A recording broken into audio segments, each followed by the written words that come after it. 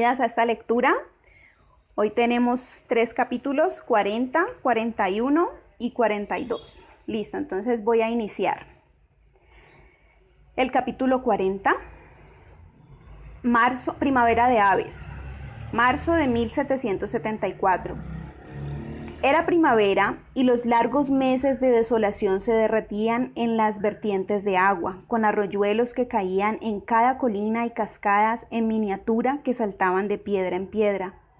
En el aire flotaba el murmullo de las aves, una cacofonía de melodías que reemplazaban a las solitarias llamadas de los gansos que volaban a gran altura. Los pájaros estaban solitarios en invierno. Un único cuervo, posado con aire melancólico en un árbol desnudo, una lechuza que cierra las alas para protegerse del viento en las elevadas y oscuras sombras de un granero, o van en bandadas en un enorme estruendo de alas que los conducen a gran altura y distancia, surcando el cielo como un puñado de semillas de pimienta lanzadas al aire, marcando su rumbo en forma de V, como si se tratara de flechas de afligido coraje que parten hacia la promesa de una supervivencia lejana y problemática. Hola, Susana. En invierno, las aves de rapiña se alejan y aíslan. Los pájaros cantores huyen. Todo el color de las aves queda reducido a la brutal simplificación del depredador y la presa. Sombras grises vuelan en lo alto, con no más de una pequeña gota de sangre que cae a la tierra para marcar el tránsito de la vida, dejando un rastro de plumas dispersas flotando en el viento. Pero cuando florece la primavera, los pájaros se embriagan de amor y los arbustos se llenan de sus canciones. Ya avanzada la noche, la oscuridad reduce su volumen, pero no los enmudece, y pequeñas conversaciones melodiosas se inician a todas horas, invisibles y extrañamente íntimas en la negrura nocturna, como si estuviéramos escuchando por casualidad a dos desconocidos haciendo el amor en la habitación contigua. Me acerqué a Jimmy, escuchando la canción dulce y clara de un zorzal en el gran abeto rojo que estaba detrás de la casa. Todavía hacía frío por la noche, pero no con la fuerza y la amargura del invierno. Era más bien el fresco dulce de la tierra cuando la nieve se derrite, y de las nuevas hojas, un frío que cosquilleaba en la sangre y hacía que los cuerpos cálidos se buscaran y se acurrucaran. Un atronador ronquido resonó desde el otro lado del rellano, otro indicio de la primavera. Era el mayor MacDonald, que había llegado cubierto de barro y golpeado por el viento la noche anterior, portando noticias poco gratas del mundo exterior. Jamie se agitó un poco con el sonido, soltó un gruñido, una pequeña ventosidad y permaneció inmóvil. Había estado levantado hasta tarde, conversando con el mayor, si es que conversación era la palabra apropiada. Oía a Lizzie y a la señora Bock en la cocina de la planta baja, hablando al mismo tiempo que golpeaban cacharros y puertas con la esperanza de que nos levantáramos. El tentador aroma del desayuno empezó a subir por la escalera junto con el amargo olor de la achicoria asada, que aromatizaba la densa calidez de las gachas con mantequilla. La respiración de Jamie había cambiado. Me di cuenta que estaba despierto, aunque seguía inmóvil y con los ojos cerrados. No sabía si eso denotaba el impulso de continuar con el placer físico del sueño o una marcada inclinación por no levantarse a lidiar con el mayor MacDonald. Él respondió a mis dudas de inmediato, rodando hacia mí, envolviéndome en sus brazos y moviendo la parte inferior del cuerpo contra el mío, con una manera que dejaba bastante claro que si bien tenía en mente un placer físico, ya no estaba dormido. Pero aún no había llegado al punto del habla coherente, y frotó la boca contra mis oídos, haciendo pequeños sonidos de interrogación con la garganta. El mayor todavía estaba dormido, y faltaba un buen rato para que el café estuviera listo. Hice un sonido similar al suyo, Busqué un poco de crema de almendras en la mesilla de noche y empecé a hurgar con lentitud y placer a través de las capas de la ropa de cama y de los camisones para aplicarla. Un poco más tarde, unos bufidos y unos golpes al otro lado del pasillo anunciaron la resurrección del mayor McDonald. Los deliciosos aromas del jamón y las patatas con cebolla se sumaron al conjunto de los estímulos olfativos, pero el dulce olor de la crema de almendras era más fuerte. Como un relámpago engrasado, dijo Jamie con amodorrado aire de satisfacción. Todavía estaba en la cama, tumbado de lado, observándome mientras me vestía. ¿Qué? Aparté la mirada del espejo para observarlo. ¿Quién? Yo, supongo. ¿O no has sentido la fuerza del rayo al final? Jamie rió casi en silencio, con un susurro de las sábanas. Ah, has vuelto a hablar con Brie. Me volví hacia él. Esa frase es una metáfora de la velocidad extrema, no de la brillantez lubricada. Le sonreí desde el espejo al tiempo que me cepillaba los enredos del cabello. Jamie había empezado a deshacer mi trenza mientras lo untaba, y los esfuerzos posteriores se deshicieron por completo. Bien pensado, tenía un ligero parecido a los efectos de la electrocución. Bueno, yo también puedo ser rápido, afirmó con juicio mientras se sentaba y se pasaba la mano por el cabello. Pero no a primera hora de la mañana.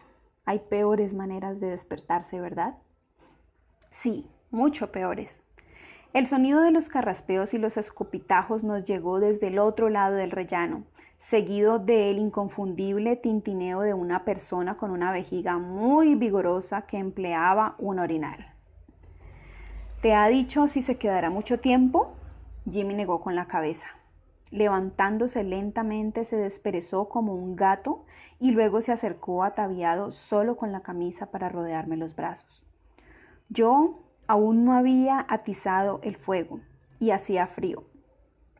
En la habitación, su cuerpo me proporcionó un calor agradable.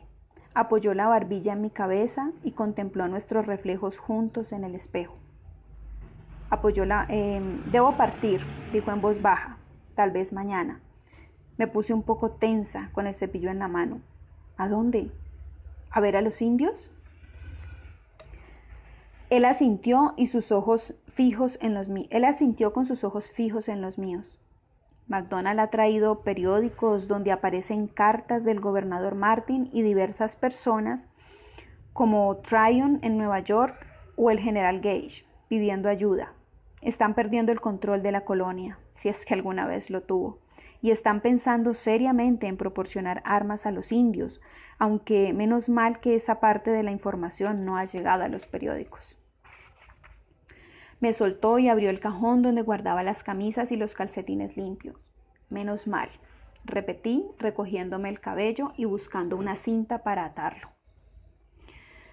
Habíamos leído pocos periódicos durante el invierno, pero de todas formas, el desacuerdo entre el gobernador y la asamblea estaba muy claro. Él había recurrido a prórrogas continuas, disolviendo la asamblea reiteradamente para evitar que aprobaran una legislación opuesta a sus intereses. Podía imaginarme muy bien cuál sería la reacción pública a la revelación de que estaban considerando proporcionar armas a los Cherokee, los Catawba y los Creek, e incitarlos contra su propia gente. Creo que en realidad no hará nada semejante, dije encontrando la cinta azul que buscaba, porque si lo hubiera hecho, si lo hace, quiero decir, la revolución empezaría en Carolina del Norte, justo ahora, en lugar de Massachusetts o Filadelfia dentro de 2 años. Pero, ¿por qué demonios está publicando esas cartas en el periódico? Jamie se echó a reír y sacudió la cabeza para apartarse los pelos rebeldes de la cara. No es él. Evidentemente están interceptando la correspondencia del gobernador. Según McDonald, a él no le gusta todo esto. Apuesto que no. El correo desde siempre no era muy seguro. De hecho, Fergus empezó a trabajar con nosotros cuando Jamie lo contrató para que robara cartas en París. ¿Cómo está Fergus?, pregunté. Jamie hizo una pequeña mueca mientras se subía las medias. Creo que está mejor. Marsali dice que pasa más tiempo en casa, lo que está bien, y está ganando un poco de dinero enseñando francés con Hiram Crumby. Pero, ¿Hiram? ¿Francés? Ah, sí, me sonrió. Hiram tiene la idea de que debe ir a predicar a los indios y cree que le irá mejor si sabe algo de francés, además de inglés. Ian también está enseñándole un poco de Salagi, pero hay tantas lenguas indias que jamás las aprenderá todas. ¿Acaso los prodigios nunca se acabarán? Murmuré. ¿Crees que...? En ese momento los gritos de la señora Bob desde la escalera me interrumpieron. Si ciertas personas quieren dejar que un buen desayuno se arruine, estoy segura de que nadie se lo impedirá. Como un mecanismo de relojería, la puerta del mayor McDonald se abrió de inmediato y sus pies bajaron con entusiasmo y estrépito por la escalera. ¿Listo?, le pregunté a Jamie. Él cogió mi cepillo y se arregló con un par de pasadas. Luego abrió la puerta e hizo una reverencia dejándome entrar con toda ceremonia. Eso que tú dices, Sassenach, intervino mientras me seguía por la escalera, de que va a comenzar dentro de 2 años. Ya ha empezado hace bastante, lo sabes, ¿verdad? Ah, sí, le respondí en un tono un poco sombrío, pero no quiero pensar en ello con el estómago vacío. Roger se puso derecho para medir la altura. El borde del pozo para el horno en el que estaba metido le llegaba justo debajo de la barbilla.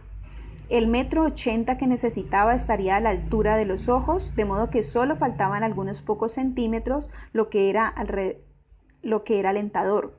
Apoyó la pala en la pared de tierra, se agachó, cogió un cubo de madera lleno de tierra y lo levantó por encima del borde. ¡Tierra!, gritó, pero no hubo respuesta.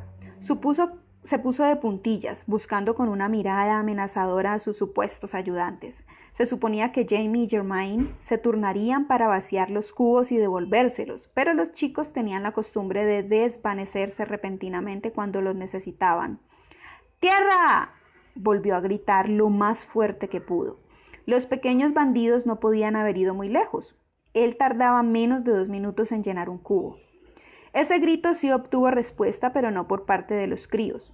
Una fría sombra cayó sobre Roger, que entornó los ojos y vio la silueta de su suegro, agachándose para agarrar el asa del cubo. Jamie avanzó 2 pasos y lanzó la tierra sobre un montón que iba creciendo poco a poco. Luego regresó y saltó al interior del pozo para devolverlo. Has hecho un hoyo muy bonito, dijo mientras se daba la vuelta para examinarlo.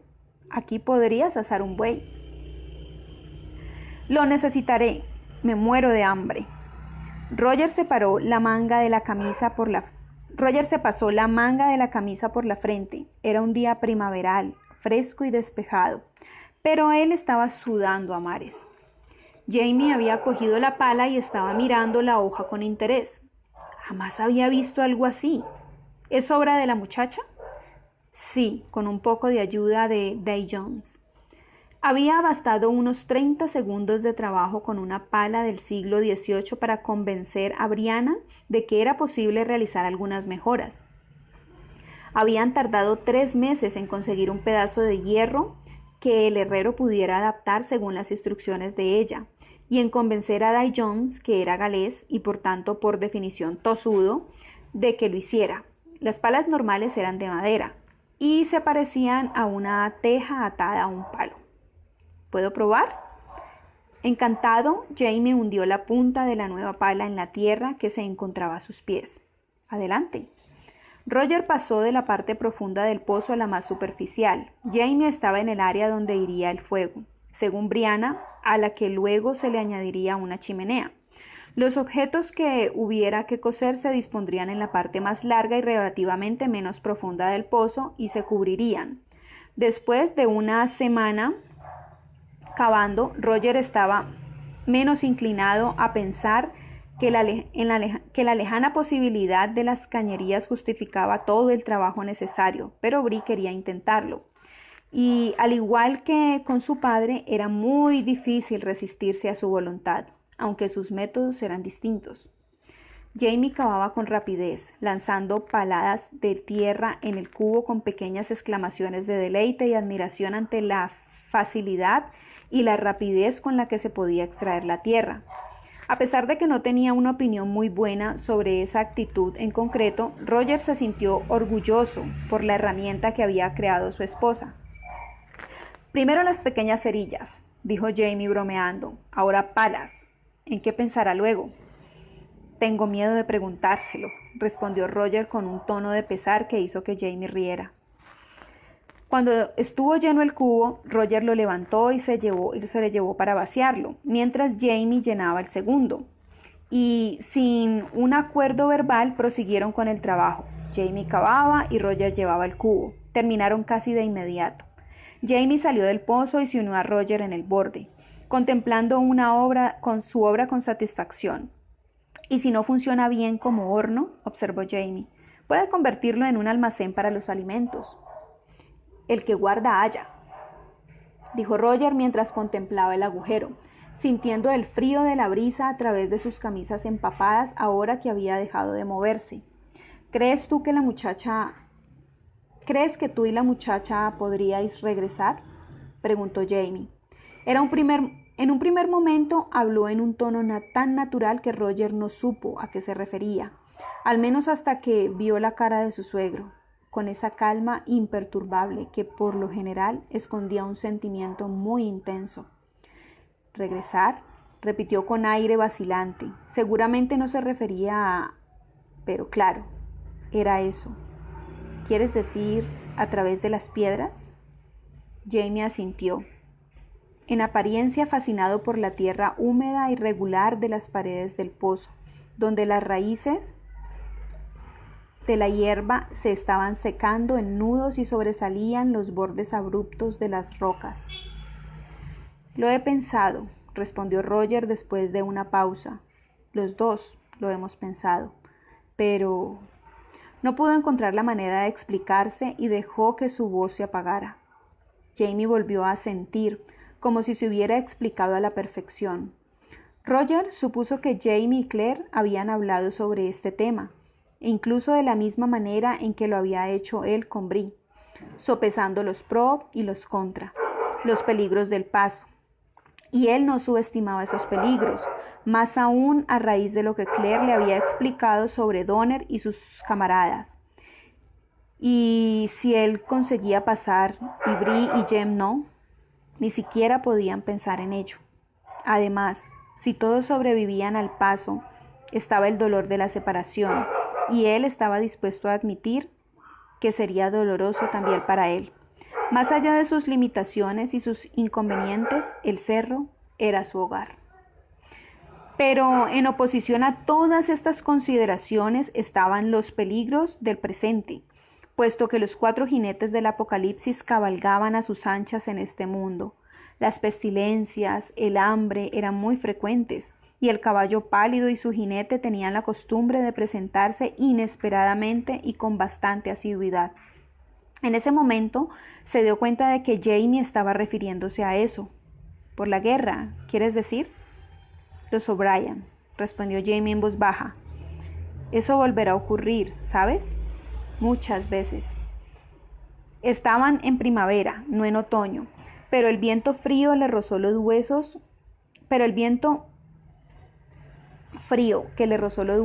era el mismo que había hecho volar hojas marrones y doradas por la cara de la niñita.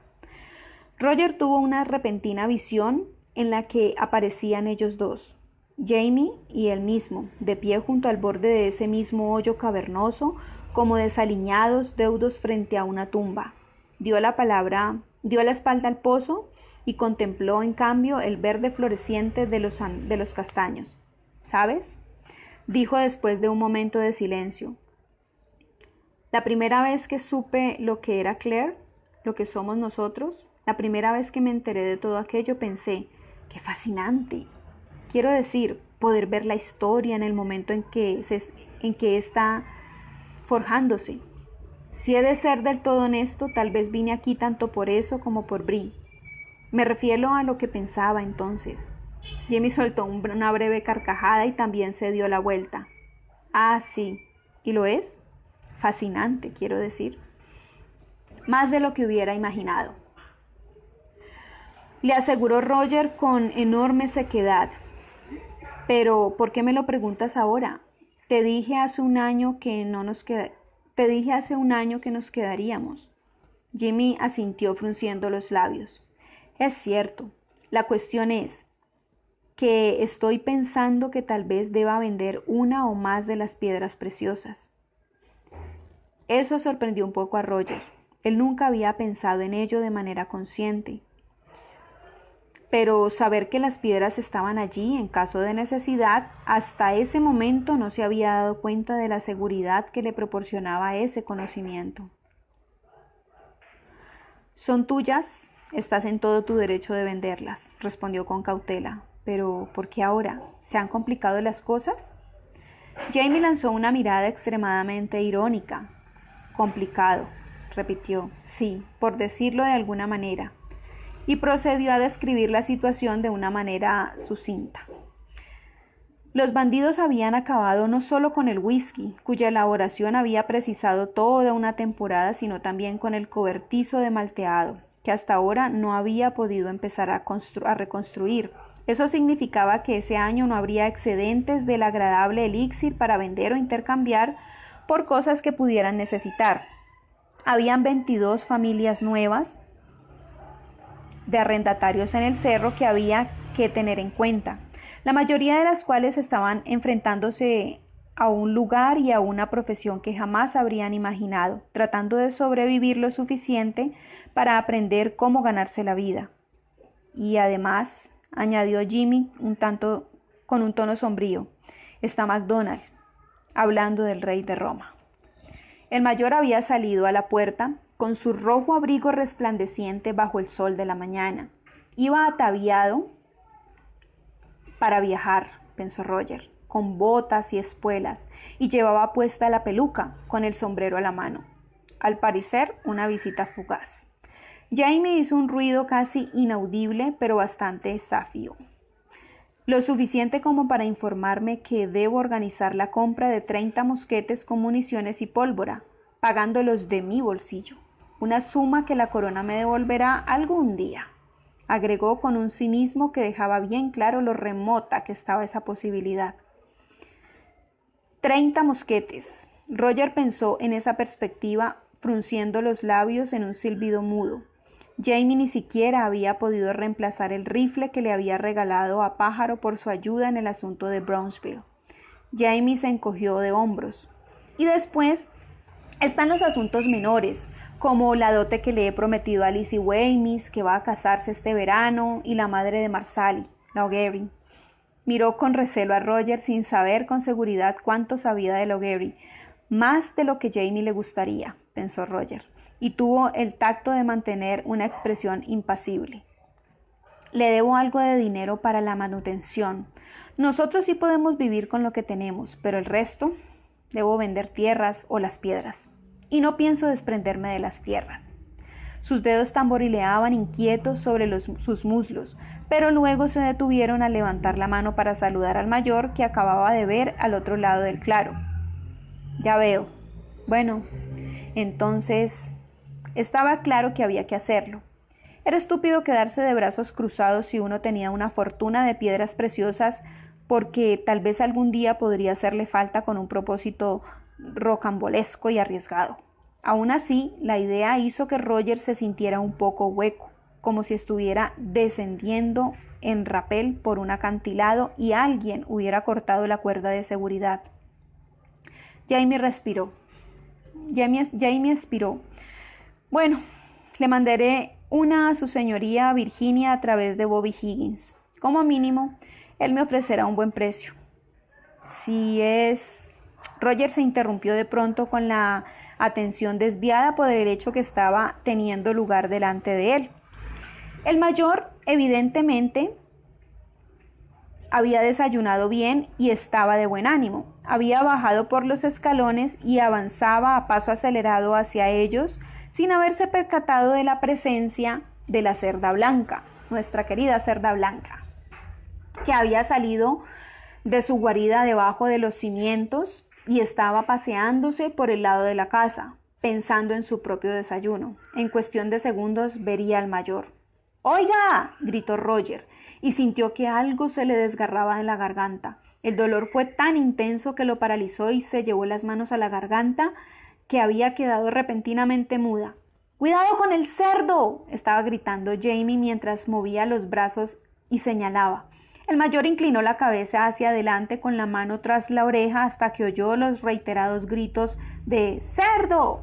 Y miró a su alrededor justo a tiempo para ver cómo la cerda blanca se inclinaba en un pesado trote moviendo los colmillos de lado a lado. Habría sido mejor que girara en redondo y regresara a la seguridad de los escalones de la entrada, pero le entró pánico y empezó a correr a toda velocidad alejándose del cerdo y abalanzándose sobre Jamie y Roger, quienes de inmediato corrieron en distintas direcciones. Al mirar hacia atrás, Roger vio que el mayor estaba ganando terreno al cerdo con sus largas zancadas, con el claro objetivo de la cabaña. Pero entre el mayor y la cabaña se encontraba el hoyo abierto del horno subterráneo oculto por la hierba. ¡El pozo!, gritó Roger, pero pronunció la frase un poco con un graznido atragantado. Sin embargo, al parecer, McDonald lo oyó, porque giró la cara enrojecida en su dirección con los ojos abiertos. Debió de sonarle a el cerdo, ya que miró hacia atrás por encima del hombro y vio que la cerda trotaba cada vez más deprisa, con sus ojitos rosados clavados en él como una expresión asesina. Con una expresión asesina. La distracción fue casi fatal, puesto que las espuelas del mayor se engancharon y se cayó hacia adelante. Desparratándose sobre el pasto, soltó el sombrero, que había sostenido durante toda la persecución, y lo lanzó al aire. Roger vaciló un instante, pero luego regresó corriendo para ayudarlo con un juramento reprimido. Vio que Jamie también volvía a toda velocidad con la pala en ristre, aunque incluso una pala de metal parecía lastimosamente inadecuada para lidiar con un puerco de 230 kilos. McDonald ya estaba intentando ponerse de pie antes de que cualquiera de ellos pudiera alcanzarlo. Se lanzó a la carrera como si el mismo diablo estuviera pisándole los talones. Agitando los brazos con la cara morada, corrió para salvar su vida, saltando a través de la hierba, y desapareció. Un instante estaba allí y al siguiente se había esfumado como por arte de magia. Jamie miró a Roger con los ojos bien abiertos y luego al cerdo, que se había detenido al otro extremo del pozo. Después, avanzando con delicadeza sin alejar la vista del cerdo, se deslizó hacia el pozo mirando de reojo, como si tuviera miedo de ver lo que había en el fondo. Roger se acercó a Jamie y también miró hacia abajo. El mayor McDonald había caído en el extremo más profundo, donde permanecía curvado como erizo, con los brazos aferrados a la peluca, y se había mantenido en su sitio por milagro, aunque bastante llena de tierra y briznas de hierba. —¿McDonald? —gritó Jamie. —¿Se ha hecho daño, buen hombre? —¿Está ahí la cerda? —preguntó el mayor con voz temblorosa a un acurrucado.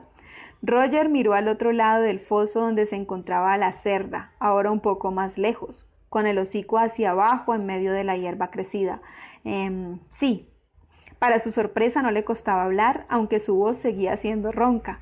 Se aclaró la garganta y habló un poco más fuerte. Pero no se preocupe, está ocupada comiéndose su sombrero. Listo, capítulo 41, El armero. Jamie acompañó a McDonald hasta Coppersville, donde se despidió de él en el camino de Salisbury, cargando con comida, un sombrero flexible y un poco elegante para que pudiera protegerse de las inclemencias del tiempo, y una pequeña botella de whisky para que fortaleciera su lastimado espíritu. Luego, con suspiro interior, se dirigió a la casa de los McGillivray. Robin estaba trabajando con la forja, rodeado del olor a metal caliente, astillas de madera y aceite para armas. Había un joven delgaducho con la cara chupada manipulando los fuelles de cuero, aunque su expresión soñadora delataba cierta falta de atención a la tarea. Robin se percató de la sombra que proyectó Jamie al entrar y levantó la vista, le dedicó un mínimo saludo con la cabeza y regresó al trabajo. Estaba golpeando barras de hierro con un martillo y convirtiéndolas en tiras aplanadas. A un lado, sostenido por dos bloques de madera, guardaba el cilindro de hierro en torno al cual volverían esas tiras para forjar el cañón de un arma. Jamie avanzó con cuidado, fuera del alcance de las chispas, y se sentó sobre un cubo para esperar. El que estaba con los fuelles era el prometido de Senga, Heinrich Strauss. Encontró el nombre sin vacilar entre los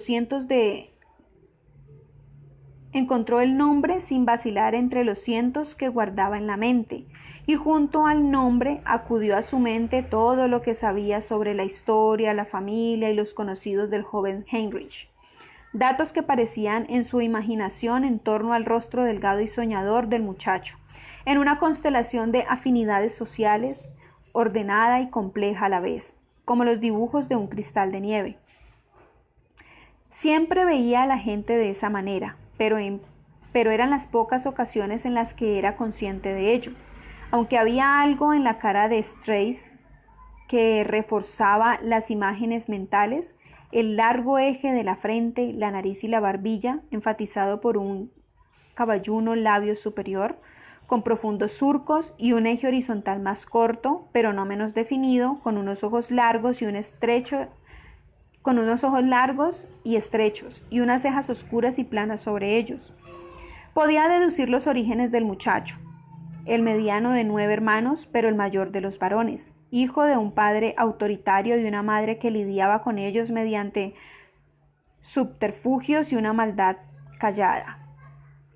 Asomado en un delicado despliegue de cabellos, en la puntiaguda coronilla, su religión luterana, pero sin prestarle mucha atención, en la forma de un ramillete de pelos como de encaje bajo la barbilla, igualmente puntiaguda, su relación con Robin.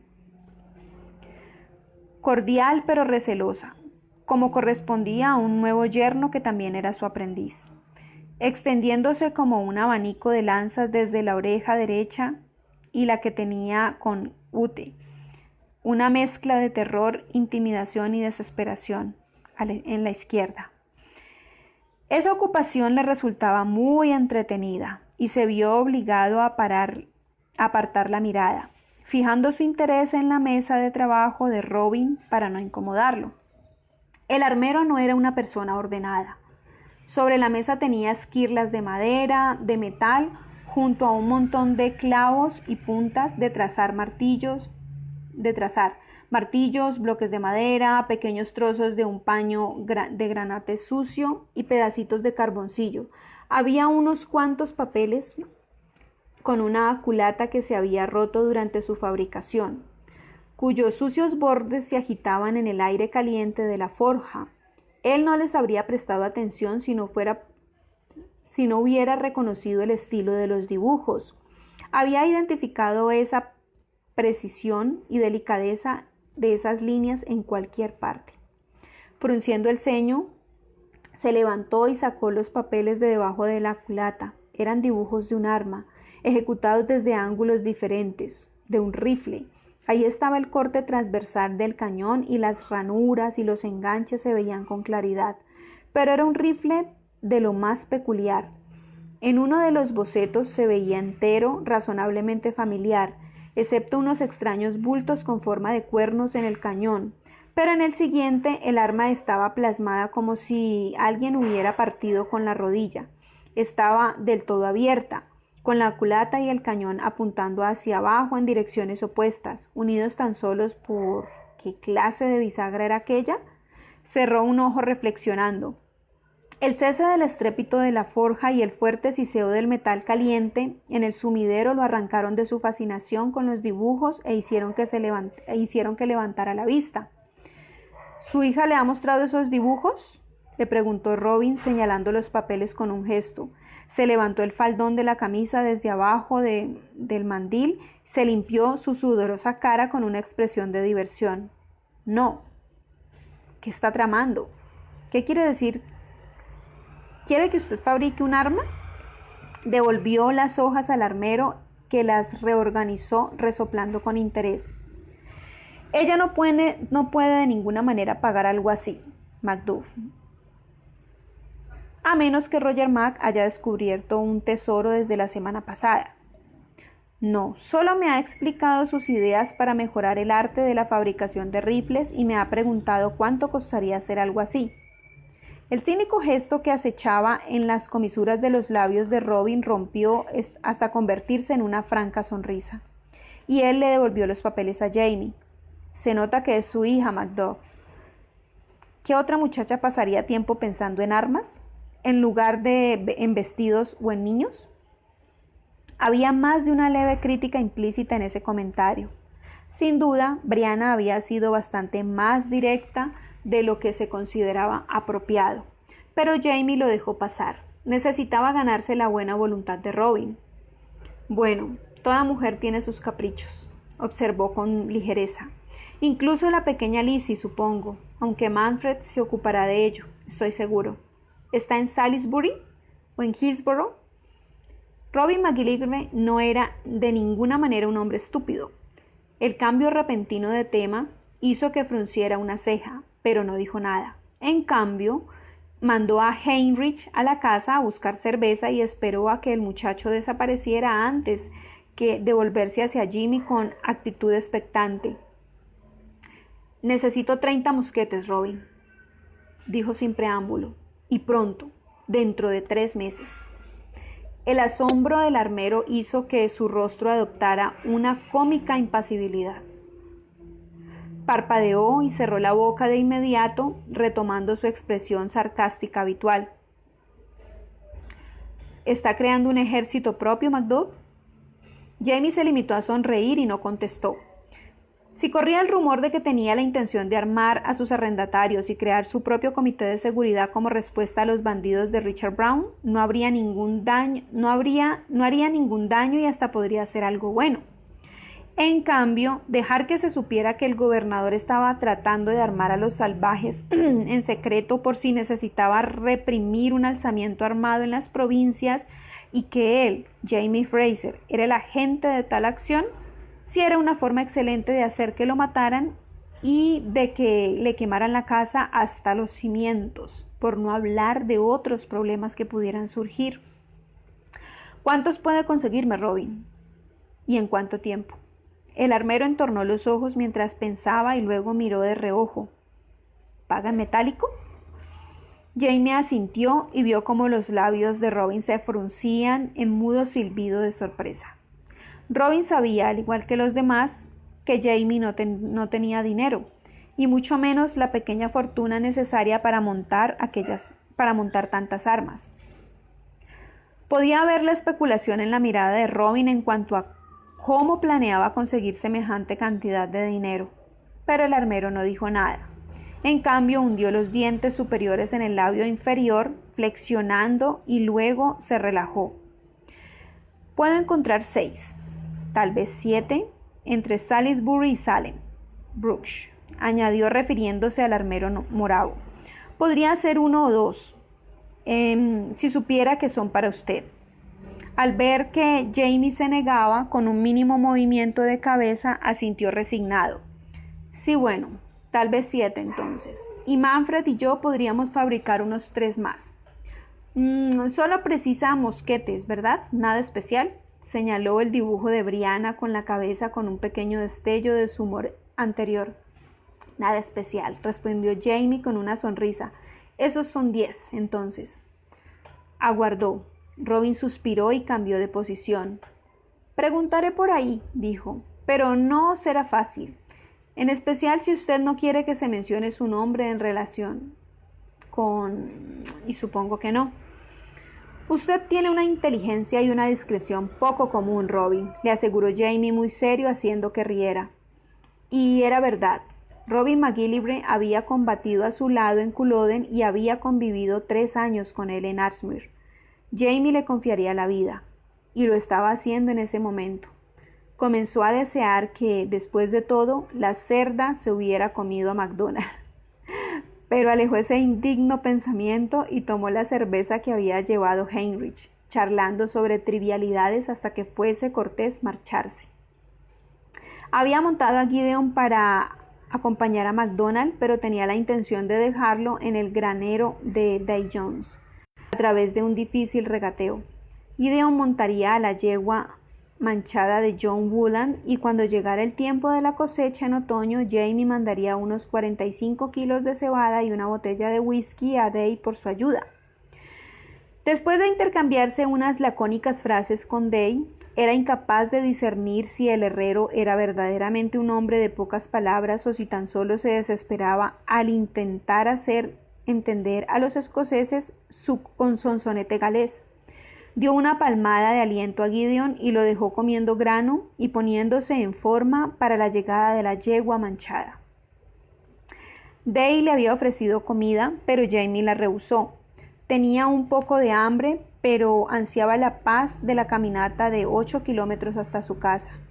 Hacía un buen día, el cielo tenía un color azul pálido, se oía un murmullo de las hojas primaverales en lo alto y a él le vendría bien un poco de soledad. Tomó la decisión cuando le pidió a Robin que le consiguiera las armas. De todas formas, debía reflexionar sobre la situación. Había 64 aldeas cherokee, cada una con su propio cacique, su propio jefe de paz y su jefe de guerra. Su poder alcanzaba a solo 5 de esas aldeas, las 3 del pueblo de Pájaro de Nieve y las 2 pertenecientes a los Cherokee de Overhill, aunque suponía que esos seguirían a los líderes de Overhill más allá de lo que él dijera. Roger Mack no sabía mucho sobre los Cherokee o cuál podría ser su papel en la inminente lucha. Solo había podido decirle que no habían actuado en masa. Algunas aldeas decidieron combatir y otras no. Algunas lucharon para un bando y otras para otro. Bueno, era indiferente. No era probable que nada de lo que él dijera o hiciera cambiara el curso de la guerra. Y eso era reconfortante. Pero no podía obviar la idea de que estaba llegando el momento en que debería asumir una posición, por lo que todos sabían que él era un leal súbdito de su majestad, un Tory que se deslomaba por los intereses del rey Jorge III, sobornando a los salvajes y distribuyendo armas con la intención de reprimir los ánimos amotinados de los reguladores, Whigs y aspirantes a republicanos.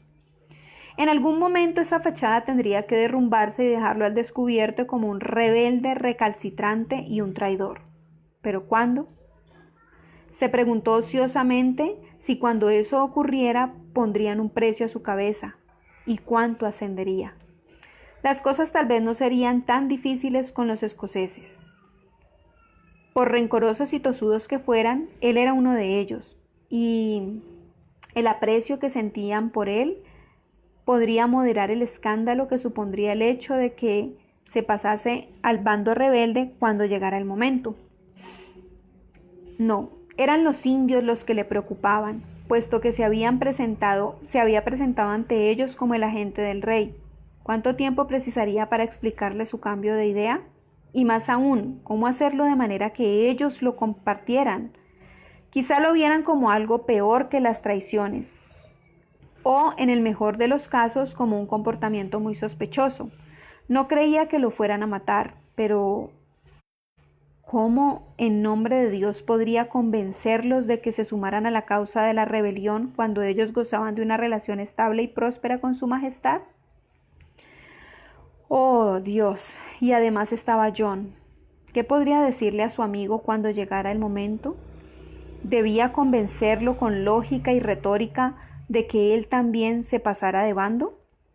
Siseó entre dientes y negó con la cabeza, consternado, tratando y fallando totalmente en el intento de imaginar a John Gray, un soldado de toda la vida, exgobernador real, la imagen misma de la lealtad y el honor, declarándose de pronto a favor de la rebelión y la república. Siguió así un tiempo, preocupándose por esas cosas, pero poco a poco descubrió que la caminata lo tranquilizaba y que la placidez del día le animaba el corazón. Tendría tiempo antes de cenar de llevar a pescar al pequeño Jem, pensó. El sol brillaba con intensidad, pero había una humedad bajo los árboles que prometía larvas de moscas en el agua. Sintió que las truchas saldrían a la superficie poco antes del crepúsculo. Con el ánimo más tranquilo, se alegró cuando encontró a su hija un poco más adelante, cerca del cerro. Su corazón dio un pequeño vuelco al ver su cabello suelto y cobrizo, flotando glorioso sobre su espalda. «¿Siama Tatuaniendan?», preguntó saludándola con un beso en la mejilla. «¿Tamigumat Moteir?». Ella sonrió, pero Jamie notó una pequeña arruga en el entrecejo que le turbaba la lisa piel de su frente, como una mosca en un estanque de truchas. «Te estaba esperando», dijo ella cogiéndolo del brazo. «Quería hablar contigo antes de que vayas a visitar a los indios mañana». El tono de Brianna se hizo que olvidara cualquier pensamiento sobre peces al instante. «¿Ah, sí?». Ella asintió con un gesto, pero al parecer le costaba encontrar las palabras adecuadas para lo que quería decir, lo que lo alarmó aún más. De todas formas, no podía ayudarla sin tener alguna idea de qué se trataba todo aquello, de modo que caminó a su lado, mudo pero alentándola. Cerca había un sinsonte practicando su repertorio de cantos. Era el pájaro que vivía en la picea roja detrás de la casa. Lo sabía porque se detenía de vez en cuando en mitad de sus trinos y gorgojeos para hacer una fantástica imitación del maullido nocturno de Atsu. «Cuando hablaste con Roger sobre los indios», dijo Brianna por fin y volvió la cabeza a mirarlo, «¿él mencionó algo llamado el Camino de las Lágrimas?». «No», respondió Jamie con curiosidad. «¿Qué es?». Ella hizo una mueca y encorvó los hombros de una manera que le resultó desconcertantemente conocida. «Ya me lo parecía. Me dijo que te había contado todo lo que sabía sobre los indios y la revolución. Tampoco es que sepa tanto, esa no es su especialidad. Pero esto ocurrió. Sucederá más adelante, después de la revolución, de modo que tal vez no lo considerará importante y quizá no lo sea». Vaciló como si quisiera que él le dijera que no lo era, pero Jamie se limitó a aguardar y ella suspiró bajando la mirada a sus pies mientras caminaba.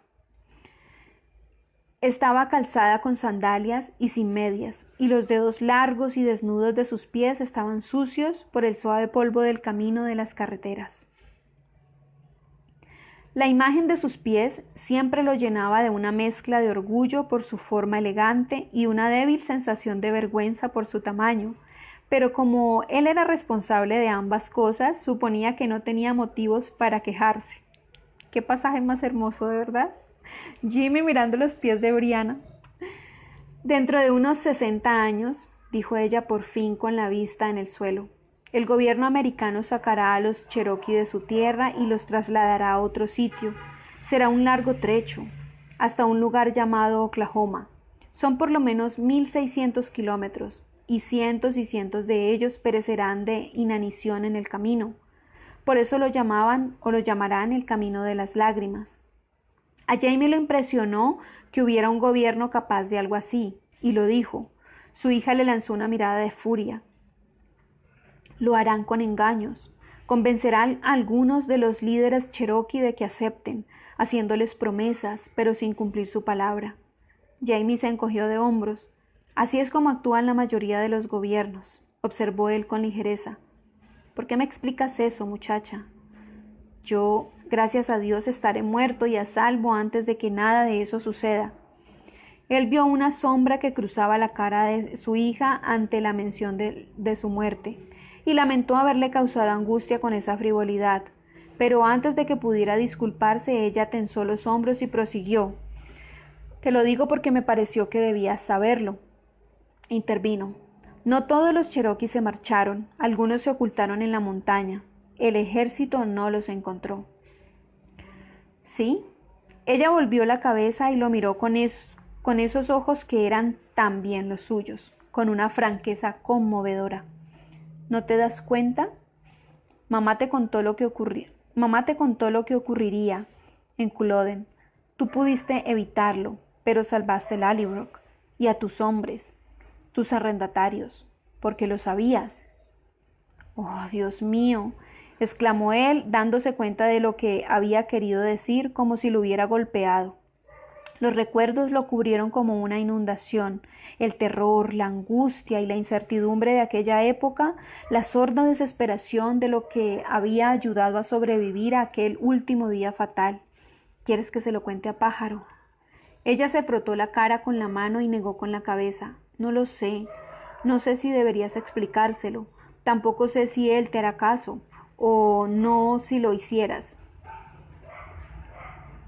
Pero Roger y yo hablamos sobre ello, después de que le preguntaras acerca de los indios, y no he dejado de pensar en ello. Y bueno, simplemente no me parecía bien saberlo y no hacer nada, de modo que pensé que tenía que contártelo. Sí, ya veo, dijo él en tono sombrío. Jamie había notado antes esa costumbre de las personas de buenos sentimientos de aliviar su incomodidad pasándole a otro la necesidad de actuar, pero evitó mencionarlo. Después de todo, ella no podía explicárselo a Pájaro. Como si la situación a la que se enfrentaban con los Cherokee no fuera bastante difícil, pensó con ironía, ahora debía ocuparse de salvar a generaciones futuras y conocidas de salvajes. El sinsonte pasó zumbando junto a su oreja, demasiado cerca, cacareando como una gallina. Fue tan incongruente que se echó a reír. Entonces se dio cuenta de que no quedaba nada que hacer, como mínimo por ahora. Brianna estaba mirándolo con curiosidad. ¿Qué vas a hacer? Él se desperezó lenta y sensualmente, sintiendo que los músculos de la espalda se estiraban sobre los huesos, siendo consciente de cada uno de ellos, vivos y firmes. El sol descendía en el cielo, estaba empezando a preparar la cena y por el momento, por esta última noche, no tenía que hacer nada. Aún no. Voy a pescar, dijo sonriéndole a su adorable, extraña y problemática hija. Trae al pequeño, ¿de acuerdo? Yo iré a buscar las cañas. Señor James Fraser del Cerro Fraser, a mi señor John Gray, plantación de Mount Josiah, este segundo día de abril, año Domini 1774. Mi señor, partiré por la mañana a visitar a los Cherokee, de modo que dejaré esta nota a mi esposa para que se la confíe al señor Higgins en su próxima visita y para que éste te la entregue en mano junto con el paquete que la acompaña. Me atrevo a abusar de tu amabilidad y tu preocupación por mi familia, pidiéndote el favor de que me ayudes a vender el objeto que te confío. Sospecho que tus contactos podrían permitirte obtener un precio mejor que yo, y que lo harás discretamente. A mi regreso espero poder confiarte las razones de mi acción, así como algunas reflexiones que tal vez te interesen. Mientras tanto, considérame siempre tu más afectuoso amigo y humilde servidor, James Fraser. Bueno, así finalizamos este capítulo. Me encanta la amistad de James y Lord John. Y esta carta, el hecho de que le confíe, pues que le venda su piedra, pues, y las palabras con las que se lo dice, o sea, es realmente muy, demuestra mucho como lo profundo, ¿no? de la amistad y de la confianza que había entre ellos. Tu afectuoso amigo y humilde servidor. Bueno, vamos con el 42. Ensayo con vestuario. Bobby Higgins me miró con inquietud con su jarra de cerveza en la mano. Le ruego que me disculpe, señora, dijo, pero no estará usted pensando en practicar alguna clase de medicina conmigo, ¿verdad? Los gusanos han desaparecido, de ello estoy seguro, y lo otro, añadió sonrojándose ligeramente y retorciéndose sobre el banco, eso también está bien. He comido tantas alubias que todo el tiempo tengo gases y ya no tengo ardores. Jamie siempre mencionaba mi transparencia como característica de mi personalidad, pero aquella claridad por parte de Bobby era sorprendente.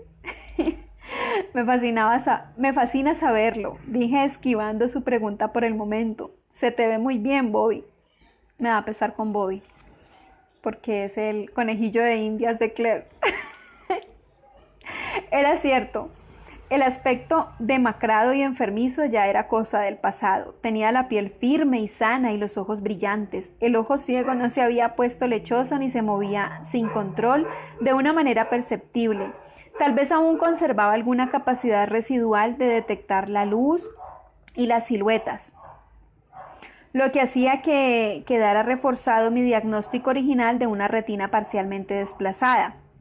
Asintió con recelo y tomó un sorbo de cerveza sin alejar los ojos de mí. Me encuentro realmente bien, señora, añadió. Espléndido. No sabes cuánto pesas, ¿verdad, Bobby? La mirada de recelo desapareció y fue sustituida por un modesto orgullo. Pues sí lo sé, señora. El mes pasado trasladé algunos vellones de lana al puerto fluvial para su señoría y había un comerciante que tenía una balanza para pesar sus productos. Tabaco o arroz o bloques de índigo, lo que fuera. Algunos de nosotros empezamos a apostar sobre cuánto pesábamos y bueno, 65 kilos con 30, señora. Muy bien, dije en tono de aprobación. El cocinero de Lord John debe de estar dándote bien de comer. Yo recordaba que cuando lo vi por primera vez daba la impresión de que no pesaba más de 50 kilos. 65 seguía siendo poco para un hombre de cerca de 1,80 m, pero era una gran mejoría. Y también era una suerte que él supiera su peso con tanta exactitud. Por supuesto que si yo no actuaba con rapidez, él ganaría 5 o 10 kilos más. La señora Bock se había propuesto a superar al cocinero indio de Lord John, de quien habíamos oído hablar mucho. Y con ese fin no dejaban de llenar el plato de Bobby con huevos, cebollas, venado y una porción de pastel de cerdo que había sobrado, por no decir nada de la aromática de cestas de bollos que ya le había servido. Lizzie, que estaba sentada a mi lado, cogió uno y lo untó con mantequilla. Advertí no sin aprobación que también ella parecía más sana y algo sonrosada. De todas formas, debía recordar tomar una muestra de su sangre para comprobar el nivel de los parásitos de la malaria. Sería excelente hacerlo mientras estuviera inconsciente. Por desgracia, no tenía la manera de saber su peso exacto, pero no podía ser más de 45 kilos. Era una mujer pequeña y de huesos ligeros. Mientras que Bree y Roger se ubicarían al otro lado de la balanza. Roger debía de pesar al menos 84 kilos. Bree probablemente 68. Cogí un bollo mientras pensaba en la mejor manera de llevar a cabo mi plan. Roger lo haría si se lo pidiera. Desde luego, pero Bree tendría que ser cuidadosa con ella. A los 10 años le había estirpado las amígdalas con éter y no le había gustado la experiencia. Si descubría lo que estaba tramando y empezaba a expresar sus opiniones sin tapujos, podría alarmar al resto de mis conejillos de India. Entusiasmada por mi éxito en la elaboración de éter, había subestimado demasiado la dificultad de convencer a cualquiera de aplicárselo. Puede que fuera un tipo raro, tal y como Jimmy había dicho en una ocasión, pero el señor Christie no era el único en resistirse a la idea de quedar inconsciente. Yo había creído que el atractivo de la ausencia total de dolor sería universal, pero en realidad no lo era para aquellos que jamás la habían experimentado. No tenían ningún contexto en el que ubicar una idea semejante. Y si bien no todos creían que el éter era un complot papista, sí consideraban que la oferta de ahorrarles el sufrimiento de alguna manera se contradecía con la visión divina del universo. De todas formas, yo ejercía cierta influencia sobre Bobby y Lizzie para estar bastante segura de que podría convencerlos de que lo intentaran y agobiarlos hasta que lo hicieran. Si luego ellos hacían un informe positivo de la experiencia, aunque mejor aunque mejorar las relaciones públicas era solo la mitad de la tarea. La verdadera necesidad consistía en probar el éter con diversos sujetos y tomar cuidadosa nota de los resultados. El susto del parto de Henry Christian me había demostrado lo mal preparada que estaba. Necesitaba tener alguna idea de cuánto podía administrar por unidad de peso corporal, cuánto podría durar tal o cual dosis y cuán profundo sería el estupor resultante. Lo que menos quería era estar metida hasta los codos en el abdomen de alguien y que de pronto esa persona se despertara con un alarido. «Está haciéndolo otra vez, señora». Bobby frunció el entrecejo mientras masticaba lentamente mirándome con los ojos entornados. «¿Qué? ¿Qué estoy haciendo?», pregunté fingiendo inocencia mientras me servía un poco de pastel de cerdo. «Observándome, igual que un halcón observa a un ratón justo antes de abalanzarse sobre él. ¿No es cierto?», le preguntó a Lizzie. «Sí, es verdad», admitió Lizzie mirándome con una sonrisa, «pero ella siempre lo hace. Tú serías un ratón muy grande, Bobby». Como era escocesa, pronunció de una manera muy peculiar la palabra ratón, lo que hizo que Bobby se echara a reír y se atragantara con su bollo. La señora Bob se detuvo para darle unos golpes en la espalda y lo dejó morado y jadeando. «Bueno, ¿y qué problema tiene ahora?», preguntó mientras daba la vuelta para examinarlo con una miradita crítica. «No tienes diarrea de nuevo, ¿verdad, muchacho?». «¿De nuevo?», pregunté. «Ah, no, señora», graznó él. «Dios me libre. Eso fue aquella vez que comí manzanas verdes». Se atragantó, tosió y se enderezó en la silla, aclarándose la garganta. «¿Podríamos, por favor, no hablar de mis intestinos, señora?», preguntó en un tono lastimero. «Al menos mientras estemos desayunando». Sentí que Lizzie tenía ganas de reír a mi lado, pero mantuvo los ojos sobre el plato en actitud de recato para no avergonzarlo todavía más. «Por supuesto», sonreí. «Supongo que te quedarás unos cuantos días, ¿verdad, Bobby?». Había llegado el día anterior con el habitual surtido de cartas y periódicos de Lord John y un paquete que contenía un regalo maravilloso para Jenny, una caja de sorpresas con música y un payaso de resorte, enviada especialmente desde Londres gracias a los buenos oficios de Willy, el hijo de Lord John. «Ah, sí, señora», me aseguró con la boca llena por el bollo. «Su señoría me ha dicho que estuviera pendiente por si el señor Fraser tenía alguna carta para enviarle de regreso, así que debo esperarlo, ¿verdad?». «Desde luego. Jamie e Ian habían ido a visitar a los Cherokee una semana antes. Era probable que tardaran otra en regresar, tiempo suficiente para mis experimentos». «¿Hay algo que pueda hacer para echarle una mano, señora?», preguntó Bobby. «Quiero decir, puesto que yo estoy aquí, el señor Fraser y el señor Ian no». Había un pequeño tono de satisfacción en sus palabras. Se llevaba bien con Ian, pero sin duda prefería tener toda la atención de Lizzie para él solo. «Bueno», dije tomando una cucharada de gachas. «Ahora que lo mencionas, Bobby».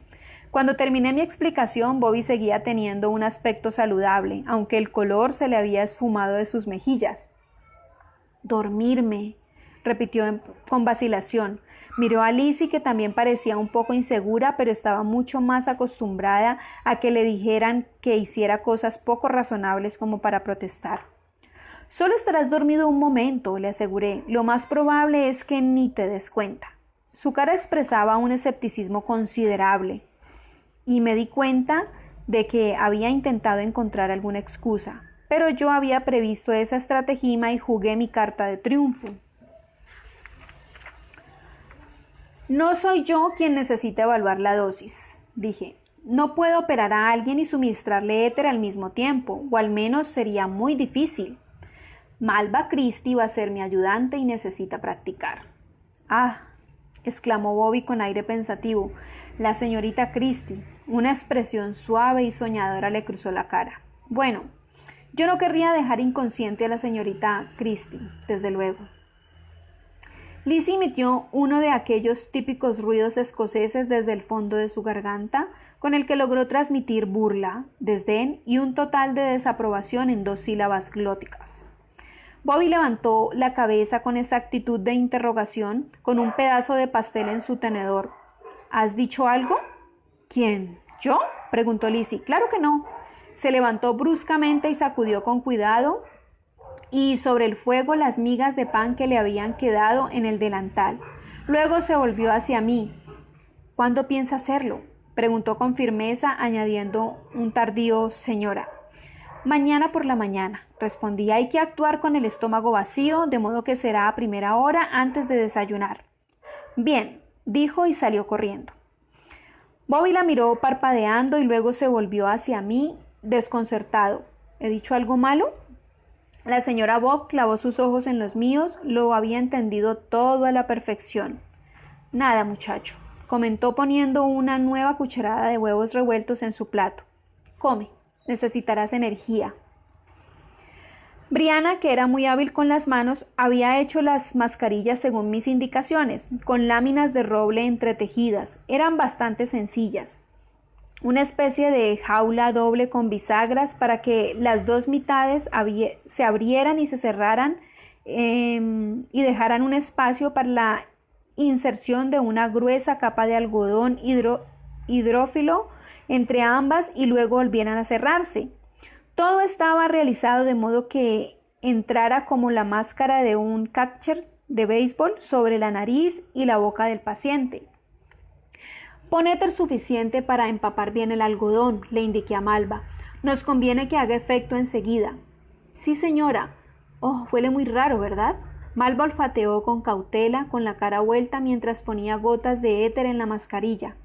Sí, ten cuidado y no lo huelas demasiado, advertí. No nos conviene que te desmayes en medio de una operación. Ella se echó a reír, pero obedeció y alejó la mascarilla un poco más. Lizzie había tenido la valentía de ofrecerse para ser la primera, con la clara intención de que Bobby desviara su atención de Malva hacia ella, y estaba dando resultado. Ella yacía en una pose lánguida sobre la mesa, sin el gorro, y su cabello suave y pálido quedaba convenientemente esparcido en la almohada. Bobby se había sentado a su lado y le cogía la mano. Muy bien. Yo tenía el diminuto reloj de arena a mano, lo mejor que había podido conseguir para medir el tiempo con precisión. Colócala con cuidado sobre su cara. Lizzie, tú solo respira hondo y cuenta conmigo. 1, 2, santo Dios. No ha tardado mucho, ¿verdad? Lizzie había dado una profunda inspiración, sus costillas se habían levantado y luego había quedado floja como un lenguado muerto, nada más al terminar de exhalar. Le di la vuelta deprisa al reloj y me acerqué para tomarle el pulso. Todo bien. Espera un momento. Cuando empiece a volver en sí, sentirás una especie de vibración en la piel, le expliqué a Malva. Pon la mano sobre su hombro. Ahí está. ¿Lo notas? Malva asintió, casi temblando de excitación. 2 o 3 gotas, entonces. Las añadió conteniendo su propia respiración y Lizzie volvió a relajarse con un suspiro similar al de una fuga de aire en una rueda pinchada. Los ojos azules de Bobby estaban redondos, pero se aferró con ferocidad a la otra mano de la joven. Medía el tiempo que tardaba en despertar 1 o 2 veces más. Y luego hice que Malva la durmiera un poco más profundamente. Cogí la lanceta que tenía en la mano y le empinché el dedo a Lizzie. Bobby reprimió un grito cuando la sangre empezó a manar y desplazó la mirada de las gotas carmesí al rostro angelical y pacífico de la muchacha. «Caramba, no siente nada», exclamó. «Mire, no ha movido ni un solo músculo». «Exacto», asentí con profundo sentimiento de satisfacción. No sentirá nada de nada hasta que vuelva en sí. La señora Fraser me ha dicho que podríamos abrir a alguien en canal, informó Malva a Bobby presumiendo. Abrirlo y llegar a la parte enferma y él no sentirá nada. Bueno, hasta que despertara, aclaré divertida. Me temo que en ese momento sí lo sentirá, pero de todas formas esto es maravilloso. Añadí en voz más baja, contemplando el rostro inconsciente de Lizzie. La mantuve dormida mientras examinaba las muestras de sangre que acababa de extraerle, y luego le indiqué a Malva que le quitara la mascarilla. Menos de un minuto después, Lizzie comenzó a agitar los párpados. Miró a su alrededor con curiosidad y luego se volvió hacia mí. ¿Cuánto va a empezar? ¿Cuándo va a empezar, señora? A pesar de que tanto Bobby como Malva se aseguraron de que hacía 15 minutos permanecía muerta como una piedra, Lizzie se negaba a creerlo y afirmaba con indignación que aquello era imposible, aunque no sabía cómo explicar el pinchazo en el dedo y la mancha de sangre. ¿Recuerdas la mascarilla que te he puesto en la cara?, le pregunté. ¿Y que te he dicho que respiraras profundamente?, asintió desconcertada. Sí, es cierto, durante un momento he sentido que me ahogaba, pero luego estaban todos ustedes mirándome. Bueno, supongo que la única forma de convencerla es mostrándoselo, dije sonriendo a las 3 caras jóvenes y sonrojadas. ¿Bobby? Entusiasmado por demostrarle la verdad a Lizzie, él saltó sobre la mesa con brío y se tumbó, aunque el pulso de su delgada garganta empezó a golpear con fuerza mientras Malva vertía el éter de la mascarilla. Soltó un gemido profundo y compulsivo en el momento en que se la puso en la cara. Frunciendo el ceño, respiró hondo una vez más y se relajó. Lizzie se llevó ambas manos a la boca mirándolo fijamente. «¡Jesús, María y José!», exclamó. Malva soltó una risita fascinada. Lizzie me miró con los ojos abiertos y luego a Bobby. Se agachó junto a su oído, gritó su nombre sin resultado alguno. Luego le levantó la mano y se la agitó con suavidad. El brazo cayó flojo. Ella lanzó una ligera exclamación y le soltó la mano. Parecía muy nerviosa.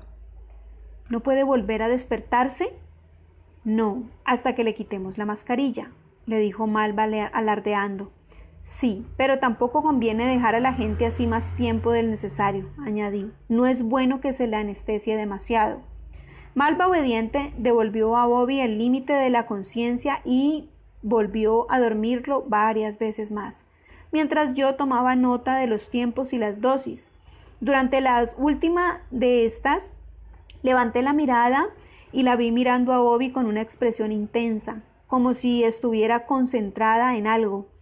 Lizzie se había retirado a un rincón de la consulta, obviamente incómoda por ver inconsciente a Bobby, y se había sentado en un taburete para trenzarse el cabello y meterlo bajo el gorro.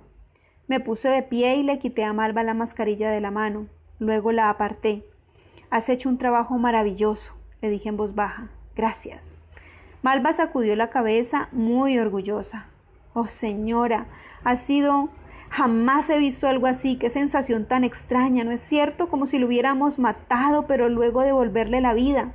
Extendió las manos mirándolas casi sin darse cuenta, como si estuviera preguntándose cómo había logrado una maravilla así, y luego las cerró formando pequeños puños y me dedicó una sonrisa de conspiración. «Creo que entiendo por qué mi padre dice que es obra del diablo.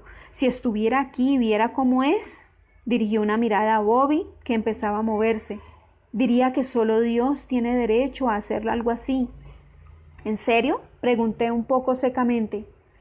A juzgar por el brillo de sus ojos, la reacción probable de su padre a lo que habíamos estado haciendo era uno de los principales atractivos del experimento. Por un momento casi sentí lástima por Tom Christie. «Tal vez entonces será mejor que no le hables de esto a tu padre», le sugerí. Ella sonrió mostrando sus pequeños y afilados dientes blancos y puso los ojos en blanco. «Puede estar tranquila, señora», me aseguró. «Me prohibirá de que volviera a verla de inmediato». Bobby abrió los ojos, movió la cabeza hacia un lado y vomitó, poniendo fin a la discusión. Lizzie dejó escapar un grito y se apresuró a acudir a su lado, atendiéndolo, limpiándole la cara y acercándole un poco el coñac para que bebiera. Malva, con una ligera actitud de superioridad, se apartó y la dejó hacer. «Qué raro», repitió Bobby, tal vez por 10ª vez pasándose una mano por la boca. «He visto una cosa de lo más terrible, solo que un instante y entonces he tenido náuseas y he vomitado». «¿Qué cosa terrible?», preguntó Malva interesada. Él la miró receloso y desconcertado. «A decir verdad no lo sé, señorita. Solo sé que era oscura, más o menos. Una forma, podría decirse, me ha parecido que era una mujer, pero terrible». Terminó desesperado. Bueno, eso no era nada bueno. Las alucinaciones eran un efecto secundario un poco común, pero jamás habría esperado que ocurriera con una dosis tan pequeña. Bueno, supongo que habrá sido alguna clase de pesadilla, dije con voz suave, serenándolo. ¿Sabes? Esto es como dormir en cierta forma, de modo que es natural que sueñes cada cierto tiempo. Para mi sorpresa, Alicia sacudió la cabeza. Oh, no, señora, aclaró. No se parece en nada a dormir. Cuando uno duerme, entrega su alma a los ángeles para que lo cuiden y para que no se acerquen los malos espíritus. ¿Pero esto? Con el entrecejo fruncido contempló el frasco de éter, ahora de nuevo bien cerrado, y luego me miró a mí. En realidad, quería saber ¿a dónde va el alma? Bueno, yo diría que simplemente se queda en el cuerpo, respondí. Es necesario, quiero decir, no estás muerta. Tanto Bobby como Lizzie se negaron con la cabeza con determinación. No, no es así, dijo Lizzie.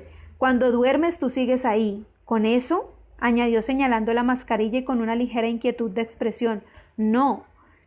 Eso es cierto, señora, me aseguró Bobby. Uno no sigue allí. ¿Crees posible que uno vaya al limbo con los niños no bautizados y todo eso? Preguntó Lizzie nerviosa. Malva resopló de forma muy poco femenina. El limbo no es un lugar verdadero, replicó. Es solo una idea inventada por el Papa. Lizzie abrió bien la boca escandalizada por semejante blasfemia, pero por suerte Bobby la distrajo mareándose y pidiendo que lo tumbara. Parecía que Malva deseara continuar la discusión, pero más allá de repetir el Papa una o dos veces, no hizo más que quedarse en pie, balanceándose adelante y atrás con la boca abierta, parpadeando un poco. Miré a Lizzie y descubrí que ella también tenía los ojos vidriosos.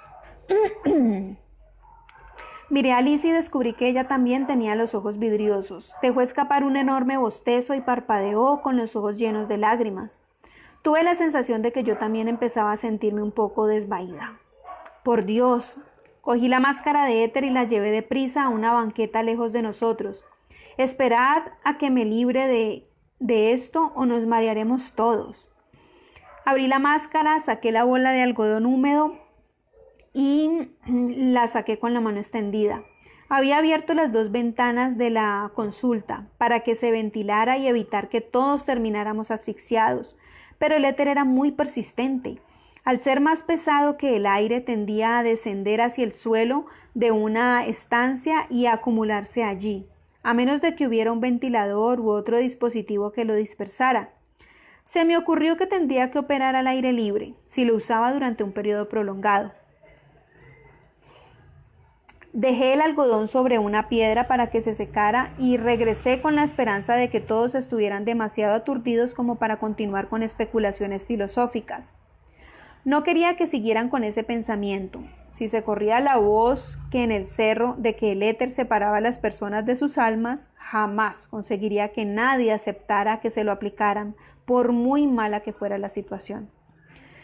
Bueno, gracias a todos por vuestra ayuda, dije aliviada al encontrarlos a todos razonablemente alerta.